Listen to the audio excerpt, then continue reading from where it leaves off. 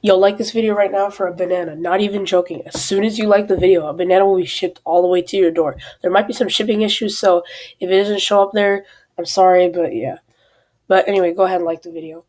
Alright, so in today's video, we were going to be talking about the What If Episode 1 video. I didn't do much videos. I think I did like maybe one because I wasn't really that much into the series, but I do know more about it than some other stuff. So yeah. So basically, this series is supposed to be the effect of what happened in Loki. Basically, what Sylvie did when she killed Kang the Conqueror, or He Remains, whatever.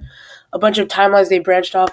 This is supposed to be what would show what happens in those timelines, I believe. If I'm wrong, then just correct me. I'm sorry. Anyway, uh, all right. So obviously spoilers because if you haven't seen the episode, then just go watch it. Obviously, I already knew what the first episode was gonna be, but if you haven't, then go watch it.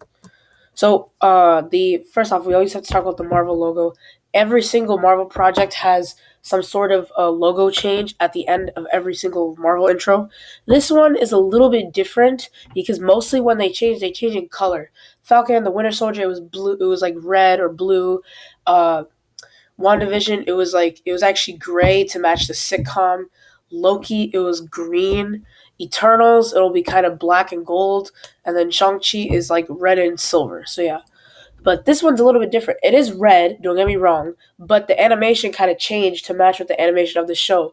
Because yes, this is not a live action show. This is actually an animated one. So yeah. Basically, that's the first thing. So yeah. So basically, the person who narrates everything is this guy. He's called the Watcher. Basically, if you don't know what Watchers are basically these people who watch over literally everything that goes on in the universe. This dude, this Watcher is called Uatu, but yeah, not much on him. But yeah, he is played by Jeffrey Wright. So as I said, also this is basically the cause of what happened in Loki, I believe, because all of the stuff that happened in Loki is kind of what causing this. At first, when I heard about the series, I knew it wasn't going to be canon, but now it is canon. By canon, I mean like it's actually part of this. It's actually like part of the outer like Marvel universe. So it actually does have an effect, but not much though. Who knows? Maybe, but yeah. So this episode is kind of about Peggy Carter because basically what they're doing is they're making one episode per. They're making one episode per per movie in the Marvel universe. So yeah, next episode I think will be somewhere on Guardians of the Galaxy or Black Panther or something like that, one of the two. But this one's on Captain America, the first Avenger. Basically, there's a narration on what happened in World War II. Not much on that. Germany takes over Europe. One thing though that they kind of changed is this area right here of the map is now Yugoslavia, which is supposed to be Yugoslavia. So yeah, basically. Yeah, because obviously back then, actually no, not back then, but today, Yugoslavia is actually like a bunch of countries in that area. But whatever. Anyway, so there is basically everything up until this moment is basically the same. So basically, Bucky did leave for the war, whatever.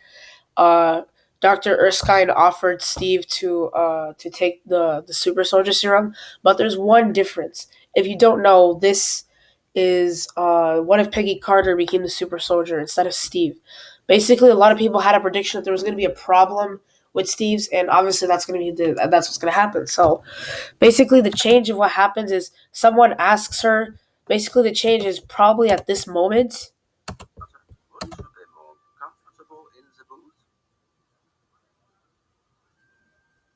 No, I prefer to stay. She basically preferred to stay, and because of this, that actually makes it easier. It makes it actually kind of changes stuff. Literally just a few steps, and there could be a bunch of changes. But yeah, basically, okay. So basically, if you don't know, in the movie and in this episode, there is actually a killer among them. He basically explodes this thing and it kills everybody basically. Because in the actual movie, this guy actually kills Dr. Erskine, the one who actually made the serum. So what ends up happening is the same thing does happen. He does get killed. He shoots Steve and then he steals a vial just like that. But here's the issue: Steve didn't finish because in the movie, what actually happened is Steve actually went through the entire process of getting the serum. Then after that, the killer kind of exposed himself, and they started shooting people. And then he stole one. And then after that, Steve tried to chase him and stuff. So yeah. So now there's a change now because as soon as he tries to escape, Peggy Carter's there because obviously she was not that far away from it, and she also kind of saw him right before he clicked the bomb. So also then she shoots him, and then basically this dude Colonel Flynn, he's basically the most annoying character ever. He basically asks Howard Stark to step in the machine because Steve can't now because he just got shot. So yeah, and it's kind of weird because for some reason his first option is Howard Stark instead of Peggy, which is kind of weird. But also the thing is also he kind of developed some sort of rivalry against Peggy Carter. So yeah, like they're not completely enemies because they're on the same side, but they are kind of like at a huge disagreement. So yeah, so Peggy Carter ends up taking the serum, and then when she gets out, Colonel Flynn basically says that was a disaster, and you basically screwed us over. So yeah, and she kind of develops a huge she develop these two characters specifically, they develop a huge like hatred towards the other. Not really, because the thing is like Colonel Flynn doesn't think that a woman can fight, which is kind of wrong. But yeah, no, not kind of wrong, but actually very wrong, basically. So first of all, you can't really just say that because she's a woman, so it doesn't matter basically. But that was kind of how it was back then. So unfortunately, but yeah, basically she takes out all her anger on a pad, just like Steve did in the Avengers movie. But yeah, so I can play that clip right now. Maybe I will. I'm not sure. But yeah. Anyway, so yeah, basically, yeah, he basically takes it out, and yeah.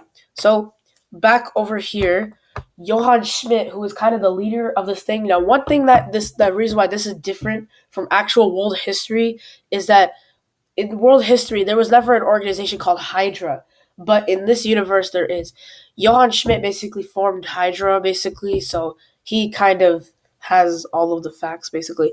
He's the leader of Hydra, and they go to this guy, and they go to Norway, I believe. Now, if you don't know, basically, he's looking for the Tesseract because apparently it said that a long time ago, Odin, Thor's father and Loki's father, put the Tesseract in Norway. So now he figured that out. I don't know how he figured that out, but he did. So anyway, so basically he is able to find it. But now one thing that is kind of significant about Norway though is that Norway is where New Asgard is today. Well, not today, but like in the Marvel universe, like currently though, that is kind of where it is at. And the other thing that's with it is also the other thing also with it is Norway is also where Odin died as well, so he also did there.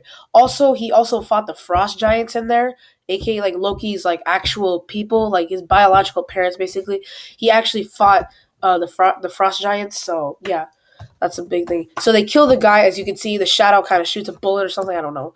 And Howard basically gives her a uniform and a shield. The only difference with this shield is that this shield has the Union Jack, aka the British flag, on the middle instead of it. But everything goes the same, the red, white, and blue. Basically, this is her suit if you can't see it. She goes on a mission. She basically wins really easily. It's like that one moment in every like superhero movie where the superhero finds out their powers and they start using it for fun, which is basically what's about to happen. So basically, she ends up beating the crap out of some guy, and she is able to steal the Tesseract that easily. That's actually a big impact already because first of all, Red Skull needs a Tesseract. That's the thing, because the Tesseract is the main thing that is being fought over throughout this entire time. So now that they have the Tesseract, Colonel Flynn is shocked, as you can see, but at the same time, Howard Stark uses it and takes it to work. Basically, he puts the Tesseract inside this giant machine that Steve is supposed to use. So that's good, which is basically like an older version of the Iron Man suit, which is also kind of ironic because his son is the founder of Iron Man. Well, not the founder, but he's the first person to create the Iron Man suit. So yeah. So anyway, Peggy goes to save Bucky because if you remember from the movie, basically, Steve saves Bucky, but it's a little bit different though. So we're not entirely sure, but yeah. Steve basically saves Bucky in the first movie because he gets captured, and the same thing's about to happen here, but Peggy does it way more easier, and she's actually able to free them much faster. Basically, this shot is parallel to this shot, basically, and yeah. Steve comes in with the new armor, and he's able to take out some tanks. Now, one thing about his suit that is about the Iron Man suit is that number one, it looks way more like the Ironmonger suit, the one that Obadiah Stane used in the first Iron Man movie, because it's so big and bulky and it's basically like a tank. But yeah, But anyway, basically, there's a giant montage of Peggy Carter beating the crap out of a bunch of Nazi soldiers, and yeah, basically, it seems like everything is going even better than it was supposed to be. Basically, the point of the show is to ask you what would happen if things went out a little bit differently.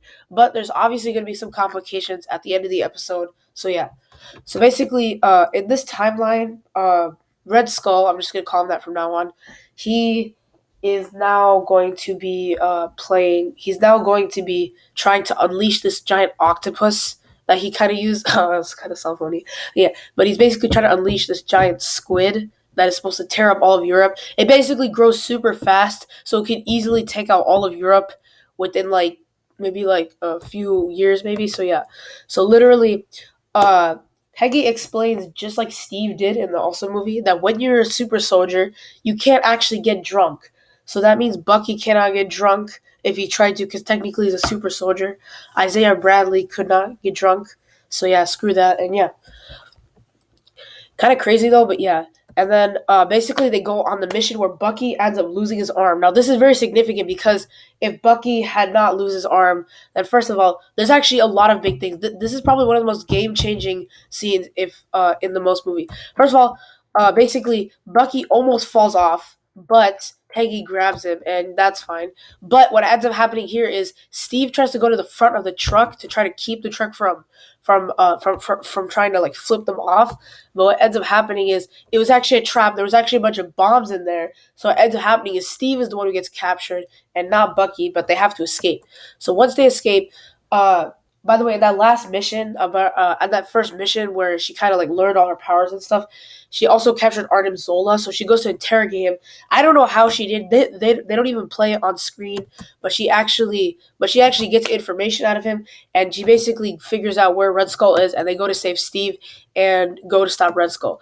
Red Skull actually reveals that he actually released this giant creature, but unfortunately it doesn't go well for him because it was kind of obvious it kills him straight up. Peggy Carter uses a sword and says she has the Union Jack all over on the shield. Basically, she literally looks like an English name. I honestly don't know how I got this perfect shot in the lighting, but now it looks like there's a cross on her shield. But yeah, that's cool. But anyway, basically, Howard Stark is able to figure out how the portal is what opens it basically, and because this is the portal that kind of opened it. So what ends up happening is it basically starts to crawl back through where it came from. It came from the multiverse, and Peggy Carter is being dragged with it. So then what she has to do, she has to push it. Steve watches all of this go. He watches all this go on, and then eventually she leaves. And then what ends up happening is there's a huge time jump, basically. So basically, she goes all the way to the future, and she ends up meeting with Nick Fury and Clint Barton instead. Now, the same thing kind of happened in the Avengers movie, but it was a little bit different because it was actually Loki who came through here and actually started this, which is funny because if Loki never actually came to that portal, then that means the entire Loki series and yeah, basically it wouldn't happen because Loki started in the Avengers movie and then it switched off into its own series. So basically that's pretty much what happened. But one thing though that I think is probably the most horrible about this incident is that number one, Steve probably doesn't get to live. Steve is probably not even alive right now because he didn't take the serum, so that means that he's probably already dead.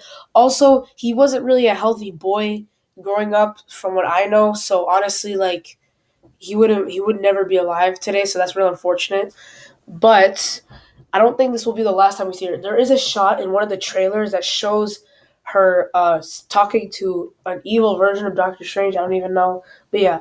But basically, it actually has a lot of yeah. So another thing that also goes on probably is Hydra is gonna have a much harder time trying to come back into the world.